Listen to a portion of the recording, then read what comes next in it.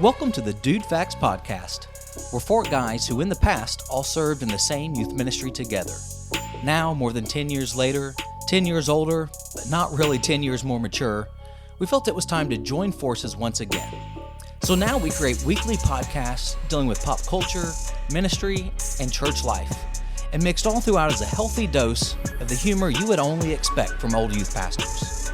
So if you love Jesus, the local church, and laughter, you're going to fit right in. We encourage you to sit back, relax, grab an ice cold Dr. Pepper, and enjoy this week's episode of the DudeFax Podcast. Everybody, welcome to the DudeFax Podcast. We are excited to be live with you, and we are at Coldstream in Adams, Tennessee, with some awesome people from all over the place, right? We have people from Tennessee. Who's from Tennessee? All right, yell it, yeah, most of you. And then I hear South Carolina. Nobody. No. Somebody lied to Crickets. me. Oh, it's Louisiana. Oh, Louisiana. Okay, that guy. There we go. That guy's Yeah, from like Louisiana. one dude. All right, awesome. Anybody from Alabama? Yeah. Oh, I am sorry. Worst state ever. Are you a Roll Tide guy? Just kidding. We love you. Roll Tide? Roll Okay. Tide. Josh loves Alabama, let me tell you. I do. You guys need to link up afterwards and talk, we'll talk. Alabama football. Any other states that we missed? Kentucky. Yeah. Kentucky? Is that just Roger? Roger and this guy. Okay. That's why he wanted us to say Kentucky. Yeah. Okay. What? Any other states we missed? Mississippi! Yeah! Wait, you're from Louisiana. By the way, Mississippi. Oh, okay. What about people born in Germany? Yeah! Hey! Hey, Oh, man. I was born in Germany, so. Hey, we're excited to be at Coldstream. We came here as campers and also as youth pastors whenever we would have some of our students here. And so we love this camp, have great memories. Camp was always so much fun. In fact, when we came into the camp, and especially like into this room, we can smell the smells of camp. Yeah. Are you guys smelling that? We smell. We know some of you haven't showered in a while. Anybody sitting next to somebody that hasn't showered in a while? Yeah. Okay, there's been a few. Yeah, our Louisiana Mississippian hasn't showered, it looks like. Or are you sitting next to someone who hasn't? Oh, okay. We also apologize if your accommodations aren't 100% to your liking. We probably messed it up back in the day, so Yeah. it's our fault. I'm sorry. But despite that, I know you're having a great time. That's the way camp goes. But we love the smells. I mean, the outdoors, you know, the rustic camp, the woods, the food. I love me some camp food. That's right. Yeah. What are some of your favorite foods from camp? You guys remember? I like the French toast sticks. Have y'all had French toast sticks yet? Yeah. That's a camp staple. That's right. You have to dip them into the little bucket, the little tub of syrup. Is that what you guys have? Or are they serving you like real maple syrup out here, tapping out of the tree? Awesome. Nice. Way to go, Roger. That's cool. Yeah, I like that. It's fresh in from the trees. Yeah. Brought it in from the forest. I think my favorite, we discussed earlier, a camp that I used to go to and I was on staff at, we would get chicken fried steak. Ooh, that was really good. It's legit. Yeah. Have y'all had chicken fried steak? Oh, now the pressure's on. Hey, if you get a comment card before you leave, just add that in. I will say though, I grew up in Yelp Texas, it. so we like to eat a lot of beef out there. So Oh, we forgot to mention Texas. Anybody from Texas? yeah, All right. yeah. All right, yeah, Texas. It's awesome too. Hey, guys ever go to those camps that serve like really good desserts, like lemon bars, or like some chocolate cake or something? Sometimes you get good desserts at camp. Have you guys had anything that just stands out this week as far as food? Brownie Sunday. Wow. That sounds good. That sounds really good. Yeah, that sounds tasty. Anything else? That's it. Just a brownie sundae. All right. I mean, Yeah, I like it. It's the only good start thing. to have. strong and strong. You know what I Yeah, mean? that's right. That's it. Well, we know there's been a theme of surprise this week, and one of you is actually going to come up and enjoy a nice surprise. So in the theme of trying new foods, this is going to be sort of a segment that we typically do on the podcast. Ryan here always volunteers to try interesting things. Particularly, he drinks weird sodas. And so we have a soda that we're going to let one of you try tonight, and I think we have a volunteer, right? Oh, there it is. All right.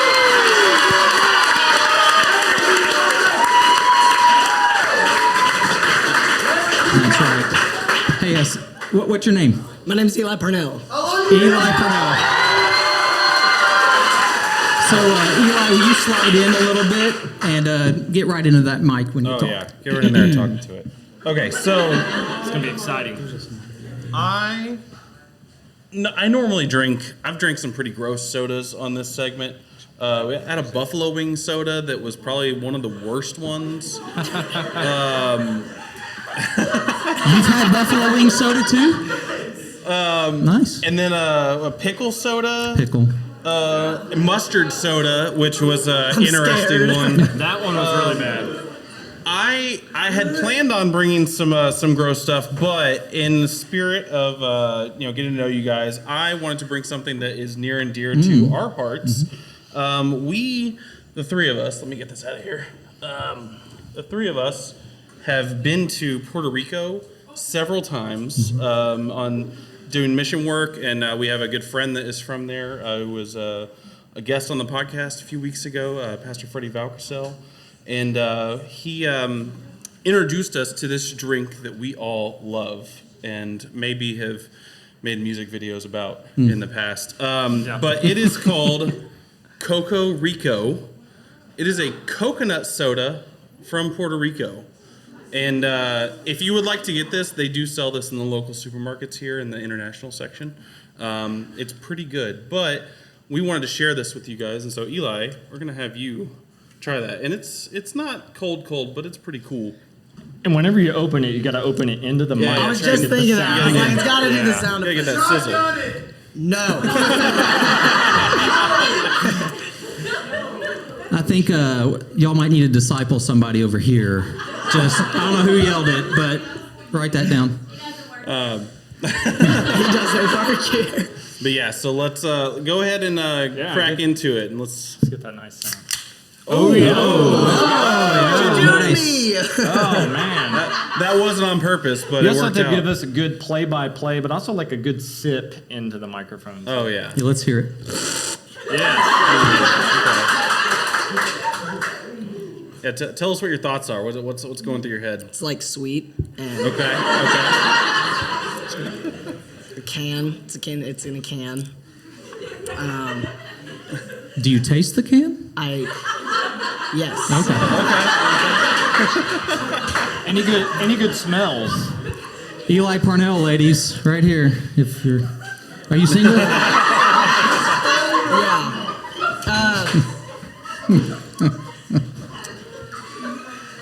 Yeah, take a good sip. Take a good, and let it just. Is this a prank? Is this like? No, it's a. Describe the flavor. Sweet. Do you taste the coconut? I do taste a little coconut. Okay, Yeah. but mostly sweet is what I'm hearing. Mostly sweet. Okay. Is this something you would drink on a regular basis? I mean, sure, yeah. Yeah. Is this like a sponsorship? Do I? We're We sponsored wish. by Coco Rico. It'd be awesome. We need to work on that though. Yeah. We do need to work on it. Could be now. It's really good. It Okay, is. cool. Yes. So how are you with chugging? That's usually how we end this segment. Oh, Yeah. I'm not very good with chugging. If Perfect. Do you want to try? Because I'll chug alongside you. I have another one here that I can chug alongside If you'll do you. it with me. Okay, let me grab this. I mean, I'm near big enough.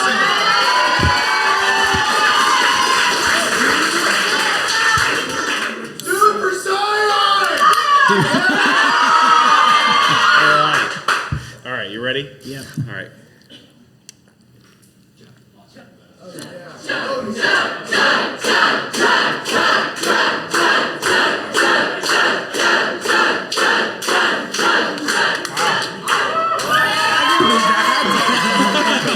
Dang, I still have like half of it left. That's a good job. Good effort. Hey, give it up for Eli, everybody. Yeah, well done, buddy. Well done. That was pretty awesome. So, Ryan, I think he's coming for your job. Yeah, he might be. Not that you get paid or anything. We do this for free. Yeah. But hey, we're excited to learn a little bit about Gen Z. So I've got 2 Gen Z children at home. Same. I mean, kids, teenagers, and they're awesome. They teach me all kinds of things. They teach me about what's popular, slang. They make fun of me. They make fun of me a lot. But we're going to talk a little bit in the second part, specifically, as Josh said, about Gen Z and the impact that you are going to have for the kingdom, that you're already having for the kingdom. And we're excited about that. But we thought we would start by looking at some of the lighter things when it comes to generational differences. And so we're going to learn a little bit about Gen Z slang tonight, which I'm very excited about. and Ryan and I don't know much Gen Z slang. I mean, my kids try to teach me, but I forget. Like, I forget their friends' names half the time. So we're going to see if we can, have any type of cool factor by knowing any of these slang words. Probably not. Yeah, and at the same time, we're going to introduce you maybe to some Gen X lingo that you might not know, and we're going to see if you can guess it. Yeah. So I believe that there are 2 other people who have been volunteered to participate in this, and we're going to slide down a seat, and the 2 volunteers are going to take these seats right here, and you're going to use this mic.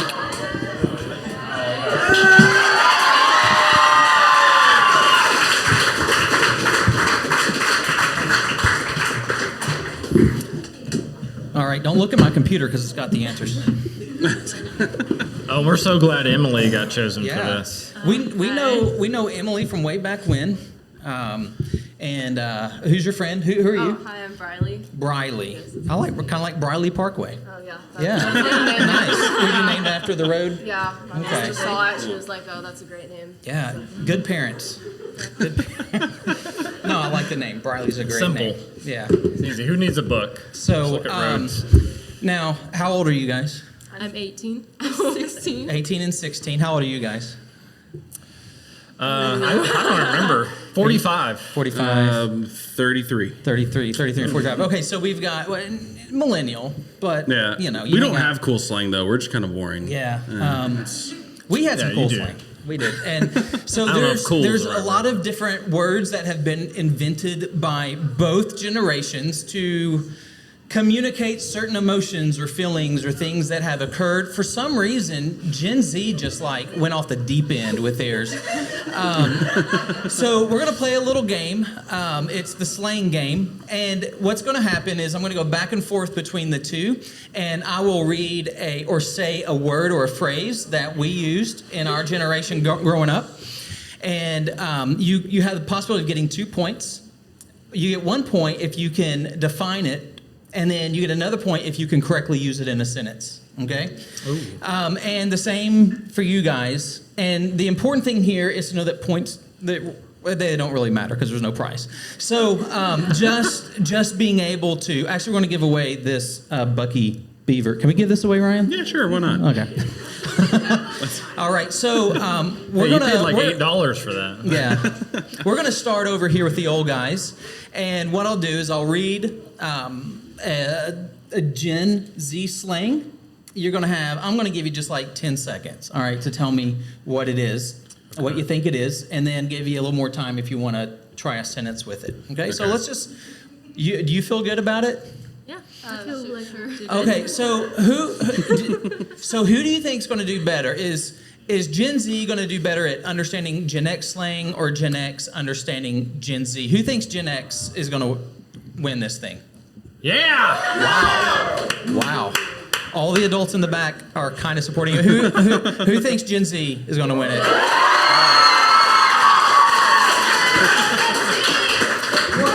That's pretty much what we figured. Okay, so Team Old, we're going to start with the word drip. What does drip mean? And don't cheat here, looking at I actually know this one because my son says it all the time. Okay. It's like a cool outfit. Like he's got some new drip. Okay. Yeah.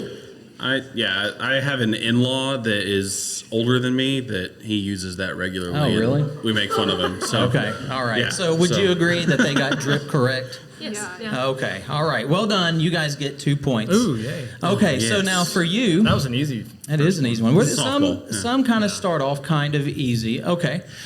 So for you is the word gnarly. I believe it means cool. Like, oh gosh, sorry, blanking. Yeah. Can you use it in a sentence? Bro, that's like so gnarly, dude. Like, I can't believe you just did that. Yeah. That's about right. Would you agree? Yeah. That's about right. Good job. All right. We're going to continue to warm up a little bit. Slay. Like, can you spell it? SLAY. Not okay. like Like Santa Santa's sleigh. sleigh? No. Okay.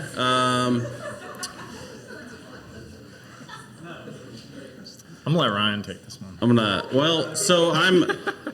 I'm a big fan of scary movies, but I don't think it has anything to do with that. No. Let's say it's got to be, I don't know, like you did something cool. I don't know. No, not really. The only I thing hear I people know, use it, but I don't know like exactly what it means. I don't know if I know exactly what it means, but I know girls always go around saying slay. So slay means doing something extremely well. Okay. When we do this podcast, we slay. Okay. Right?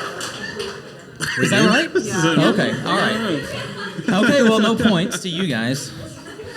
All right. So let's go back to you for some Gen X slang. What about whack? Whack. I always get this one. Like, like that's stupid. Like, that's so not true.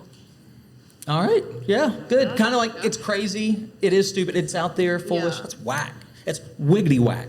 That's what we would say, right? Yeah. Wiggity, wiggity, wiggity, wiggity whack. Or that's miggity mac No. from Both. Crisscross, right? Yeah. Okay. So well just done. confused everybody. Well done. All right. We'll go back over here. So did they. They had their pants on backwards. What about say less? Is that like 2 words? Yeah, it's 2 words. It's a phrase, right? Like pay less, but say less. I don't know. Maybe somebody that talks too much. You told them to say less. You want to expound on I know that? this one. So it's like somebody tells you something, you're like, oh yeah, let's do that. Like say less. Like stop talking. Let's do it now. Okay, kinda. Okay. Kinda. But how would you define say less? Or do you use it say less? Sometimes. I don't use it that much, honestly. If like someone proposed like an idea that was just like so good, I would be like, okay, girl, say less. Okay, so let's go do it. that's what you said. I said it. Okay, Yeah. there we go. And that's how I would use it. I don't use it. but Exactly That's like how that. I would use it. Like that? Yeah. Hey girl, let's do it. Yeah. Okay. Nice. what you say to your wife. Nice. I tell my wife that, Well and she done. just stares at me. All right, 2 more points for you guys. All right. So I think it's like 4-4 right now. All right. Ooh. Okay. All Neck right. and So neck. we're I'm gonna glad I have go a to millennial on my team. we're gonna go closer to to back to you guys for Gen X. What about the word crib? Crib. Like your house. Isn't it like a hangout spot? I thought it was like your house. It's your house. Let's go back to the crib. Yeah. There was a show called MTV Cribs. Yeah. That's right. We got to see how like all the rich people lived and. We got to see the How whack houses they they were. rented for a day. Yeah.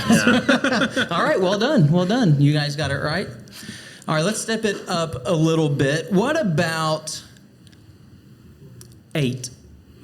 Not the number. I was going to say, spell man, that one. I'm out. ATE. Okay. ATE. 8. Oh, like you ate a cheeseburger. Yeah. Okay. Now you can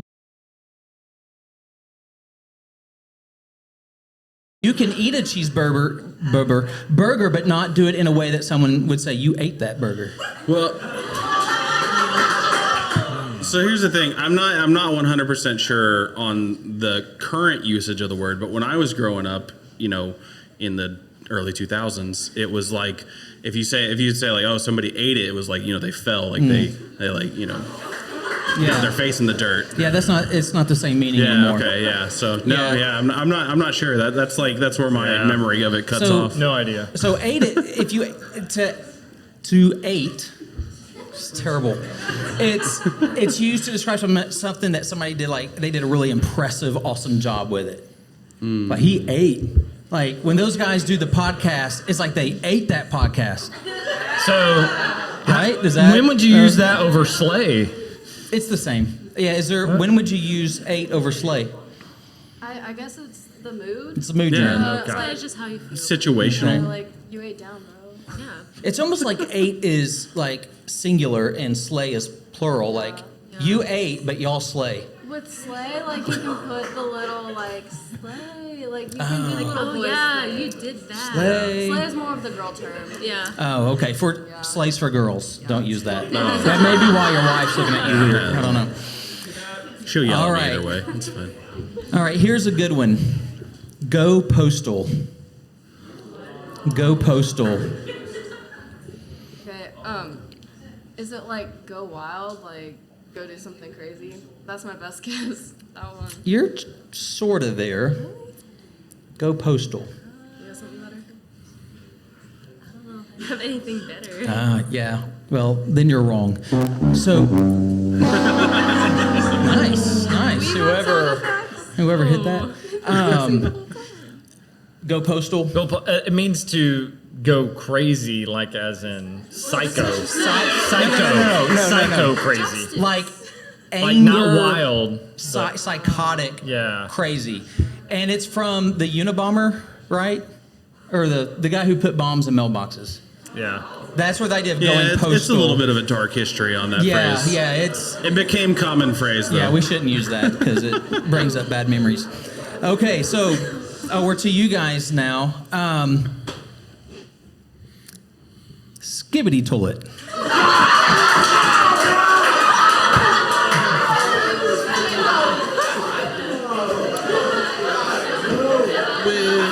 So, my kids have been saying this.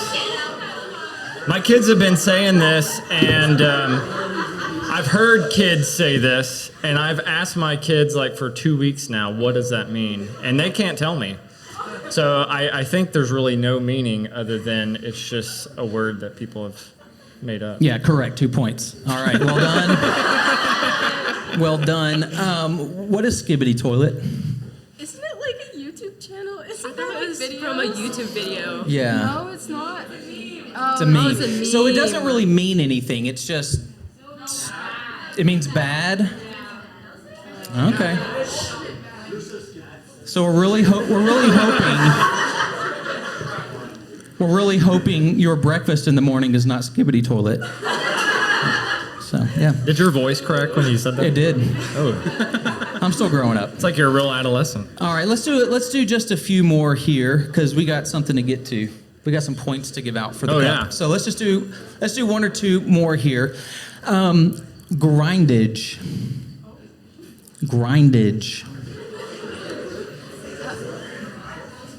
Does it mean like you worked hard? No, it does not. I got nothing. When I came home after school, I wanted to find some grindage. Food, yeah, it's food. Now I had to give you the answer so you don't get the points, but it's basically food and snacks is grindage. I was lost on that one too. Were you lost on that one? Okay. I don't even know if I knew that one. And Maybe that was just me. This is personal. Maybe that's just jostling. something you said in your family. All right, here we go. Mewing.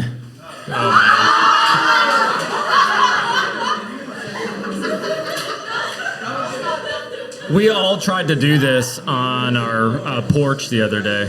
Can you do it? Don't you stick your tongue to the roof of your mouth in order to look, It's like something.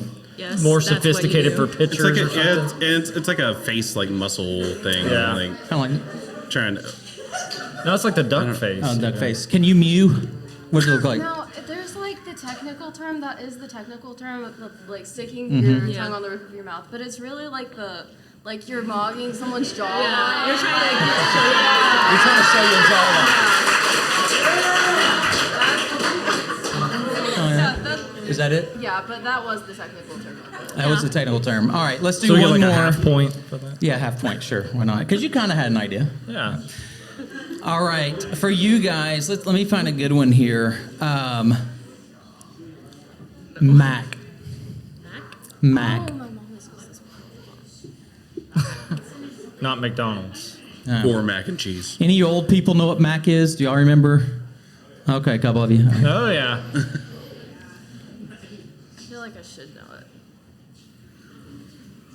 Any idea? To Mac. Are you allowed to hear it in a sentence? It's spelled M-A-C-K. Okay. All right, I'll give you a sentence.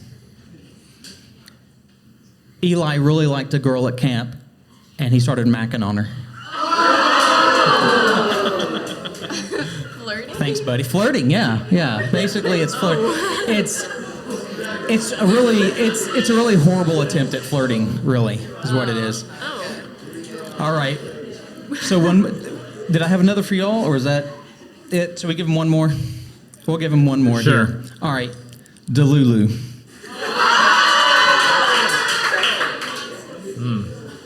Is that something you wear like in ballet? Yeah, it's like, I think it's a Lululemon like competition. It's like a Delulu. shortened like version of like delusional, right? Yeah. Yeah. Yeah, you're Delulu. Yeah. Yeah. Good job, Ryan. I'm on the internet enough. You might be more Gen Z than you think. I don't know. No. All right. Well, hey, great job. Well done.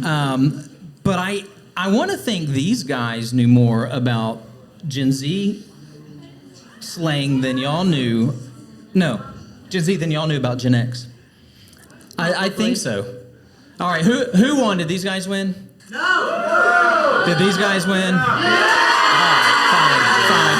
Well done. Thank you so much for coming on with us. We appreciate it. Thank you. All right, and we talked about the houses and the cups, so we have something special that we're going to do to help you win some points. Oh, yeah. They get the beaver. Oh, are you serious? Yeah. Hey, he was serious. Y'all have to figure out a way to share It has a straw inside of Bucket it. the It beaver. turns into a cup. Oh, so Wow, somebody what get an the straw. amazing gift. Wow. You're so generous. Yeah. I visit my family in Texas all the time. I'll get another one. Yeah. So, Jeff, how are they going to earn some points here? Yeah, so we're going to do a good old-fashioned plank contest. So I hear that we have some reps from each house here. So why don't we have them come up and let's do some planks.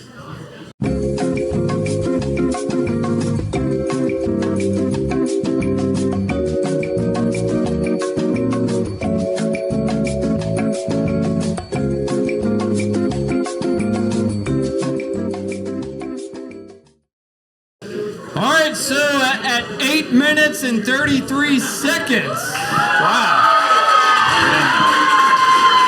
Team Zion with the victory. All right. All right. Way to go, Zion. Good job. And who was the other team that was there until the end? Nazareth. Man. So Eden's a bunch of wimps. Is that what we're here? I'm just kidding. I'm kidding. You're not. You're not. You're not. You're not. It was impressive all the way around. It was very impressive. The fact that nobody was out until like 2 minutes and something into it. Yeah, you guys are in great shape. So great job. Yeah, It's all and- that camp food. Good job, guys. Good job. So, your fearless leaders are going to determine how many points to give to Zion. We could just say like 1 million, but I don't know how your point system works. Yeah. So whatever. We don't want to mess up the point economy here. Yeah. Hey, that was a lot of fun. We are impressed with you guys. We're getting ready to wrap up this first part and take a quick break, and then we'll start in part 2. But we do want to let you guys know that we are on all of the socials. So I don't know if you've heard of things like TikTok and Instagram. I don't know if it's hip with you guys. Y'all know about those? I don't know. Okay, but Just in case you do, you can find us on TikTok, Instagram, Facebook, and X or Twitter, which we don't really maintain too much. Man, That's what my the fault. sigma is that? Don't start acting all Hollywood. Okay, so listen, we'd love for you guys to follow us, and you'll be able to see clips from this show when it goes out. You'll be able to listen to it on Spotify or watch it on YouTube. Our handle on all of those things is DudeFax Podcast, at DudeFax Podcast. That's all of our socials. So make sure on Monday, this episode will drop. You guys are going to be front and center on that.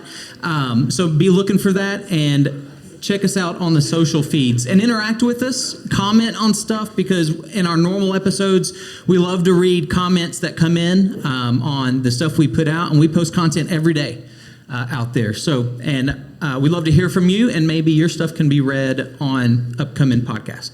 So this was a lot of fun. Let's take a break right here, and we'll be back in just a moment.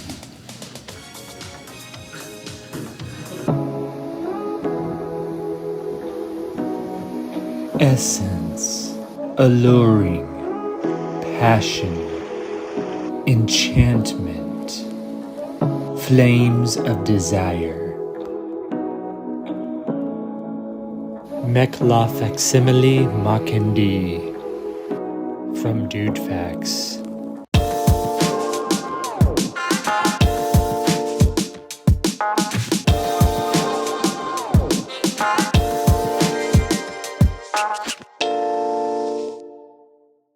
Hey, in this part, we have Gavin and Anna Cherie with us. We're going to be talking about your generation, Gen Z. You guys might deal with a lot of slander from older generations, but it's completely undue. You guys are an awesome generation of young people. Jeff's got, like he said, he's got 2 kids that are in that. I've got a 19-year-old, almost 20-year-old, and a 21-year-old. So they're in that generation, and it's awesome. The way God has created you and gifted you, there's so much that he can do through you guys to take his gospel around the world. And we just want to talk about that. We also want to give you an opportunity to share with us about things we should know about your generation, to have a better understanding of the way you're built and designed, and how we can love you guys and serve you better as older generations. But in preparing for this conversation, I was looking up a few stats online, and there's only about, I don't know if you guys knew this, your generation is the least likely generation to claim to have any type of religious affiliation. Only about 20% of Gen Z, if they're asked, hey, are you religious? Only about 20% would say yes, and that's the smallest that number has been, I guess, since they've been asking that question. And it said that only, even with that 20% maybe being religious in some way, that's not just Christian, so it's any type of belief system that someone would consider religious. But they say only about 4% of Gen Z has a biblical worldview. And we all struggle with that. I think every generation has struggled with it. But that's definitely a low number. And that's not the fault of your generation. It's really the fault of the generations that have kind of come before, in a way of making sure we are teaching what is true, but also living it out in our own lives, what biblical worldview would look like.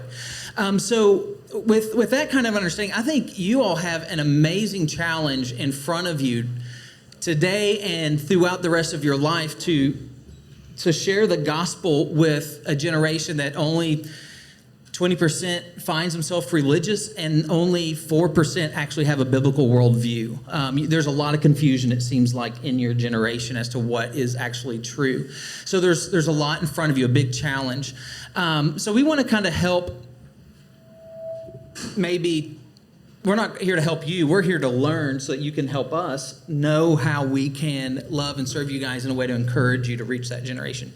So I do have a question just to start off with, saying that only about 20% are religious and that a smaller number are Christian. Why do you think that Gen Z seems to be so resistant to Christianity? Y'all have thoughts on that? I think it's because we live in a really materialistic world. And I think that kind of stems from a lot of media and I guess just kind of the way it works. A lot of the kids, at least that I see, try to like break away from their parents' religion. And I don't know, you never know. There are multiple reasons why. But I think one of those is they don't actually see it lived out. I think that's a big one. I feel like our generation really needs something tangible, and they look for that in lots of different ways. You know how like the age of reasoning, the Renaissance area, where everybody started to break away from the church and started following like philosophy and human reason and more materialistic things. I think that's kind of what's happening again. Kind of just relying on self and not realizing that there's a higher power and that higher power is Jesus. But I think that might be one of the reasons. There are always lots of reasons why. Yeah. Yeah. What do you think? I would say, I think that's about like the main half, one of the main halves of it. I think the other main half that I've seen at least is definitely a lot of trauma that has been caused by people having, whether or not it is actually like unaccepting parents of just like they actually are bad parents. They're not handling certain things with good Christian values, or it's just kind of overblown. I think there's a lot of resistance of wanting something that has caused pain in your life. And I think that just, it's so hard to go back to something that is so, what I think a lot of kids especially will see as strict when you want to be able to learn things for yourself. It's very hard to learn things for yourself, to get into something if it has hurt you in any way. So it's, that's like most of what I'd say that Gavin hasn't already said. And I tell you, make sure you guys are kind of getting up into that for us, if you don't mind.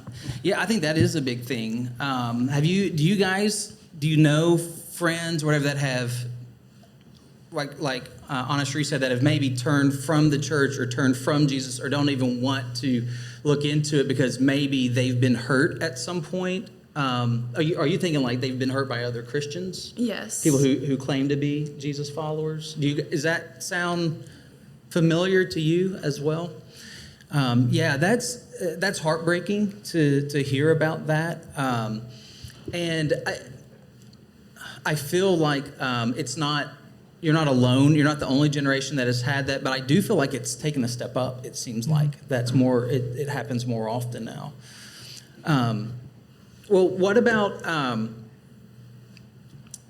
So you're fighting against these. If you're wanting to share your faith with your friends, so how is, you look at your friends here? How is your generation uniquely equipped for that challenge? Then you seem to have an understanding of why they're struggling to believe truth about who Jesus is. So what is it that's unique about your generation that equips you guys to be able to share the gospel more effectively? I would say, honestly, the lower Christian population, which can be seen as a curse and can be seen as a blessing. If you view it in a lens of like, there's so many more people to outreach to, there's so many more people to talk to about, and it's not hip to be Christian anymore, which I feel like it was at least hip to be religion, say 30 years ago or, 15 years ago. And it's really declined. And I think that is kind of a good thing in a sense that the more people you have, the people you have proclaiming faith is a real faith.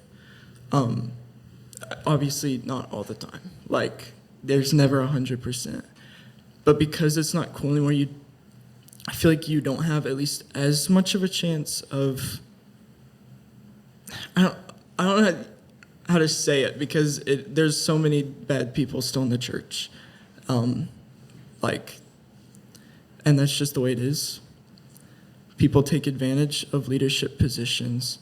But I feel like, at least the kids, it's not cool to be Christian anymore. So kids becoming Christians, it's more a real tangible faith, and the community is more deeper entwined, it's a deeper sense of commitment and community, and I feel like that is a really good thing. I do agree that because it's not the end thing to do, and I don't. It was definitely, being a Christian was much easier in the past. Just say you went to church or what, because you were expected to do so. It was much more in the culture that you would do that. So maybe the reason that those numbers seem to be lower for you guys is that it's just not filled with a bunch of people that are saying it but aren't really it. Yeah. So it's like, because I believe that it's probably about 20% of people in the church probably really are following Jesus anyways. Yes. I can see that. What do you think? I would say I think this generation specifically is very empathetic, which sometimes it's hard to feel that way. But especially with online, you have a lot of people, tearing each other down, but also a lot of people seeing that and empathizing with that. And it's also a lot easier to share empathy with things like songs, YouTube videos, stuff like that. And I just think that this generation has a lot more openness when it comes to things like mental health or physical disabilities, more so than we've had generations before. And with that just comes so much empathy. And through those struggles that those people come with, they want to find joy any way that they can. And then with the extra empathy, people want to give that joy.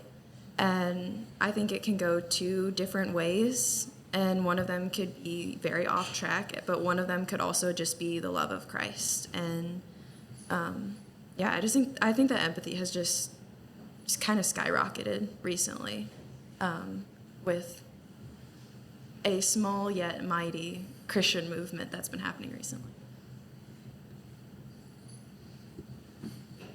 So what about that empathy? Would you say that your generation is, you said they're more aware of maybe mental health issues, but do you think just in general your generation just maybe understands that there's something more that's needed in life than just existing? Maybe that you're more sensitive to that? Yeah, I think so. I think especially you'll see kind of silly ways that people will try to find spirituality.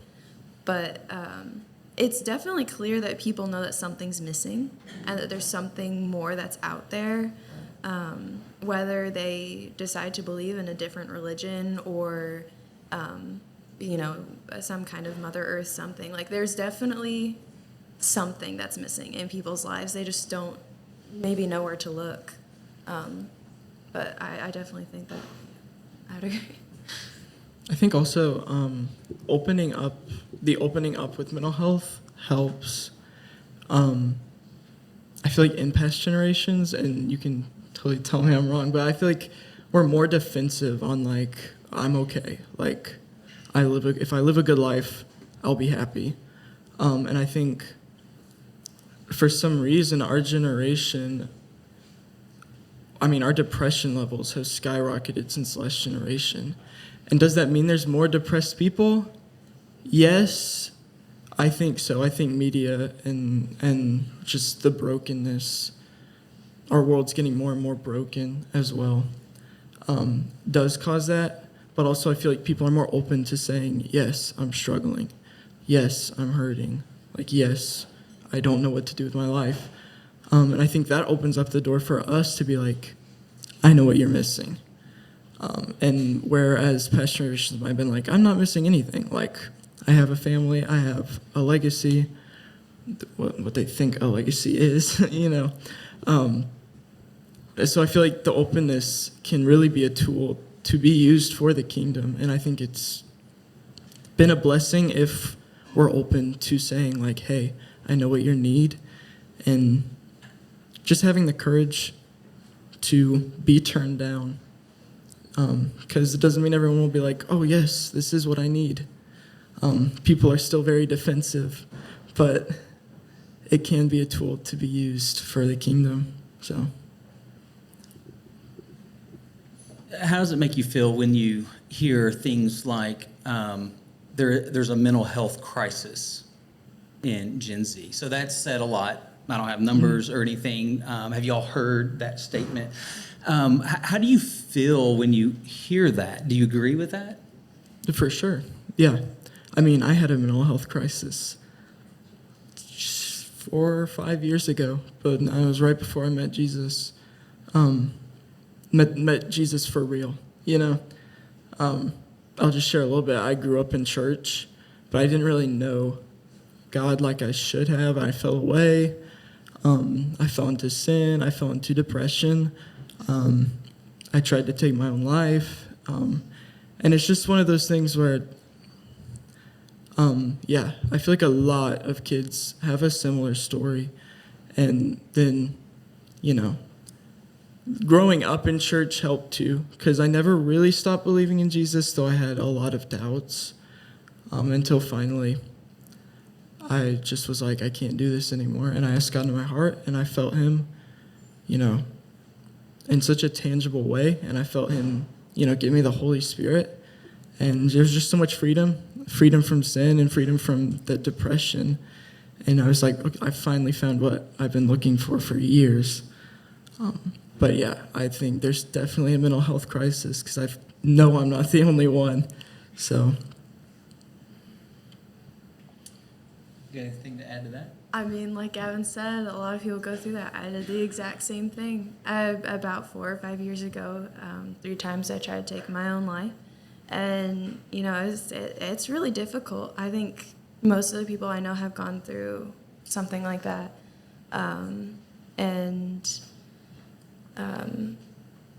Yeah, I mean, I definitely think, like Gavin said, it's a lot more openness about what you're going through. And I definitely think there are a lot of people in past generations who were going through things who just didn't really want to talk about it much.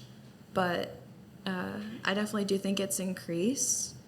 And again, like Gavin said, it's a lot of social media and a lot of the ease of being able to say whatever you're thinking without feeling too close to that person, because it's over a phone or it's in a school, and it's just, we're used to it by now.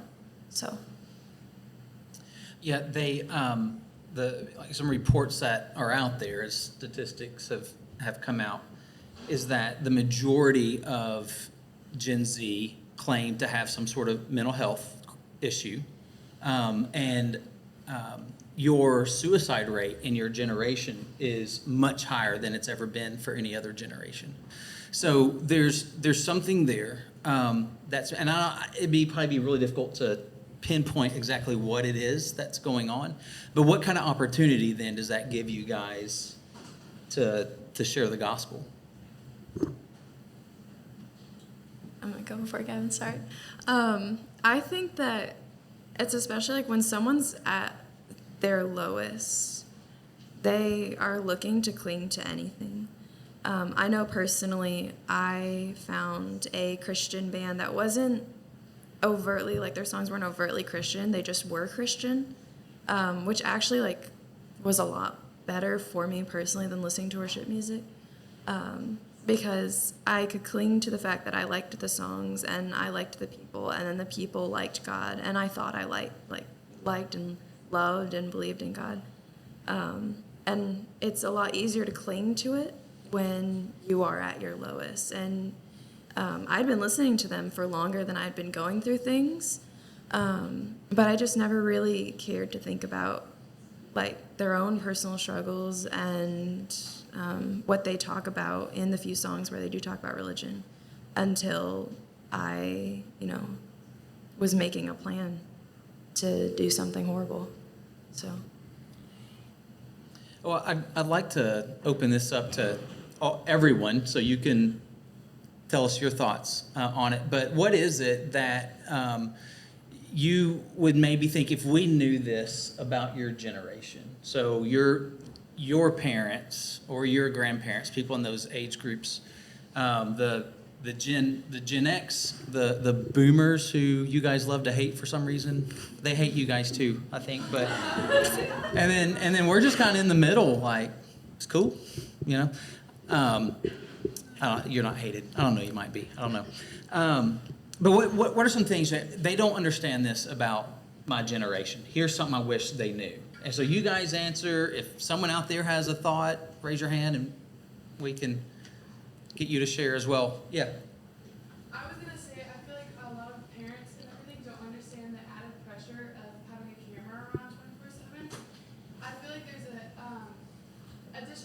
additional pressure with doing something embarrassing or saying something that's immediately going to be texted to another friend, or someone can take a bad picture of you and just all that stuff. And I feel like a lot of times when I see my parents' photos, it's like one photo from that week. It's not 20 photos from that day or that snap or anything like that. And I feel like parents and grandparents don't understand the pressure it is to have the media and a phone around you 24/7.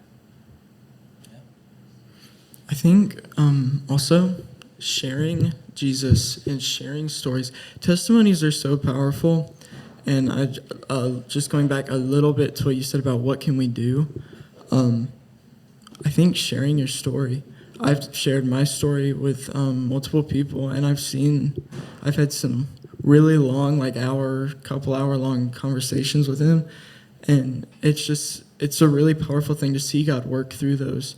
See God work, Romans, I think 8:28, for God works all things for the good of those who love him. He takes all our situations, all the ways that Satan's tried to throw us down, try to keep us from finding who God is, and he uses it to help other people find who God is, and uses it to help us find God. And I think, it's not just us who can share stories. Peers do sometimes listen to peers better, but they also look up to people like you, especially if you have a podcast. They look up to, youth pastors, uncles, aunts, parents, and just being open about your story, and being like, hey, you're not the only one that struggled with this. I've struggled with this. We all, find God through different ways, and you can find God too. And God is actively looking for you and wants a relationship with you. And I think that's just so powerful.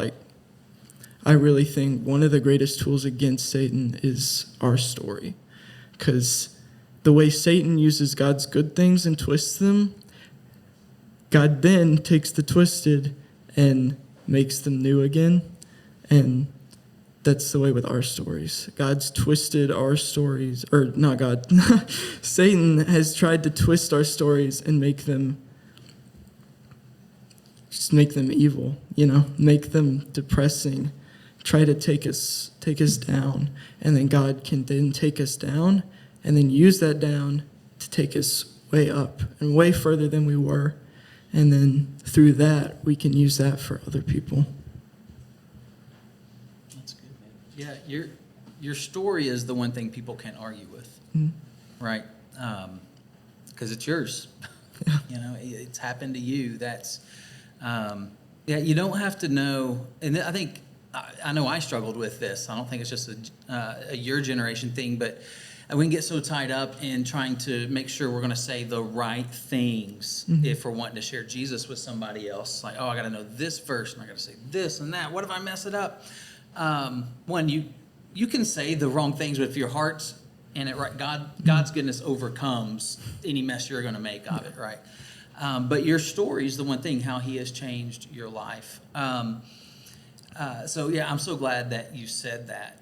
And it seems to me, from my point of view, probably ours as well, that because the phone and the camera is there all the time, it's almost like your life is documented, that you have a unique opportunity to get your story out in front of a lot of people, and fairly consistently as well. I'm assuming everyone has some sort of social outlet, like online. What is your generation like to use most? Is it Instagram mainly? Okay. So I mean, you've got a format right there to where you can easily get your story out, and maybe change it from it being something that is all about comparison. Well, that person got so many likes, or they've dressed this way, or they've done that, or they had this experience. I really want my life to look like theirs does, because that's not really our story. That's kind of a fake version of it. It's a Finsta, maybe? Is that Finsta word? Is that's a Gen Z thing? Okay. But that's a great avenue then to get the real you out there, the real story. Because what people need to know is exactly what you guys have said. There may be somebody out here that you heard that Gavin over here has really struggled, even to the point where he attempted to take his life. And Anna Shuri, the same thing. And you're looking at these, and your staff are here. Are you staff as well, or you? Okay, so you're both staff. Oh, your shirt says staff real big on it. Yeah. Man, what God has done in your lives from that point to now, they're guiding campers into the truth of God's word and who Jesus is. So you may think you're at the end. You may think, man, even this has been a great week, but I'm dreading going back to life because it's going to be terrible or horrible. God can change all of that. And it starts when we're honest about who we are before Him and the struggles we've had, and allow Him to bring that goodness into our lives and untangle all that the enemy has twisted up. I would encourage any of you that are here that maybe you feel like you're where they used to be, talk to them tonight. Like, you don't have to get it all figured out. Just say, hey, I feel like I'm where you used to be. Can we just pray about it? Let somebody know that, because they are examples. I'm sure there's others in the room of people whose lives have been flipped upside down, and you think it's the end, and then God flips it right side up again through His Son. Anything else that you think our generation needs to know or understand about your generation? I think like understanding that our generation needs firm discipline. We don't need catering, but we also need freedom. So like 60s through 90s, that was like a huge time for like hippies, big bands and groupies and stuff. People were going crazy and stuff. And so I think sometimes people that kind of grew up with that kind of let their kids go crazy, and our times are not the same. And so things that they dealt with, we have completely different obstacles and stuff. So we still do need guidance. We need strong discipline, but we also do need freedom. We don't need to be micromanaged, because then we're thrown into a world that we know nothing about. So just like finding the safe balance between firm guidance and micromanaging. Is that a common thought, that you don't feel like you have been in a healthy manner disciplined? Yeah, I think I would agree with him with the micromanaging thing, just because I think so many Gen X parents made a bunch of mistakes when they were teenagers, and so that when their kids became teenagers, they automatically assume their kids are going to do something wrong, and they start becoming like helicopter parents. Like, you've got the Life 360, who are you going with? Where are you going? Like, it's just very micromanaging to the point where kids are like, what do I do? Brian, aren't you glad your parents didn't have Life 360? Yeah, there were several times that would have backfired on me. Anything else? I'd like to say, No, I'm sorry. You leave a legacy, and what kind of legacy is up to you. Will they see Jesus in your legacy? Are you the hands and feet of Jesus? Are you looking through the lens of Christ? And we always think of legacy as like an old person thing. Like, they lived a good life, like they left inheritance to their children, but if you die tomorrow, if I die tomorrow, I'm going to leave a legacy. I'm already leaving a legacy by every person I meet and come in contact with. And I think it's just so good to look at, am I looking at everyone through the lens of Jesus? And what kind of legacy am I setting? Because literally every person you meet is either they think about you for like 2 seconds and forget you, or they remember you for like a lifetime. And it's just crazy to think about, because I'll walk through Walmart and someone will pass me and I'll forget about them. But there's one story that comes to mind when I think about stuff like this. And I was like 6, and I was buying my sister a birthday present at Walmart. And I'd like counted out all the change at home, and I went to the store, and I get up there and I'm a nickel short. And I'm like heartbroken. I was like, I thought I counted it out. Darn tax, And this guy behind me in line, he hands me a dime, and he was like, here. And I was just like, I was so thankful. He saved me. And he talked a little bit about like giving first, and then saving and spending after that, and how giving is the most important thing. And so then I get the change, and I go to hand it back to him, and he goes, don't give it to me. He goes, give it to the Salvation Army guy out front. And just to a 6-year-old kid, like, I'm sure he forgot about me. It's just another day at Walmart to him. It was just a dime to him, but to me, it was a reflection of Christ. And I didn't really realize that till honestly today. And then thinking about it, see, I had tried to reach this goal myself, picking out change and getting it and accomplishing it myself. And I go up there and I come up short. And then here comes somebody bigger than I, much bigger than I, to reach that goal for me. And then the access, the part that he gave me, I give to others now. And just the reflection of Christ, it always sticks with you. And I don't know if he was a Christian, but that just we as Christians can also reflect Christ in our everyday lives. And people will see that. And it really is just such a powerful thing. That was awesome. Do you have anything else you want to share? I don't think I could top that. I know, he kind of like set the bar pretty high for all of us, didn't he? You really did. So you're not going to try to top it? I honestly don't even remember where we started with this one. I was just intensely listening. Mm-hmm. Well, it was really good. These are guys I'm sure y'all can talk to. You probably already know that. Hey, and we do want to thank you for letting us be a part of your last night at camp. We know you don't know us from anybody, and it's kind of weird for us to come and sit up here and try to teach because we haven't really earned that right with you. But we're thankful that we've had the opportunity to be with you. You have blessed us. You have encouraged us. And by doing this, man, I'm really excited to get this episode out because I think there's going to be so many more lives that are going to be impacted because of you guys being a part. And so as we get ready to wrap up, you may have noticed that we're all wearing some DudeFax shirts. Roger has the shirt. That shirt's called The Dudes.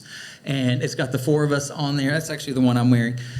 We do have some merch if you think you want to have something with a picture of 4 random guys on it. Or a logo t-shirt. We got some cool stuff out there. Website is DudeFaxPodcast.com.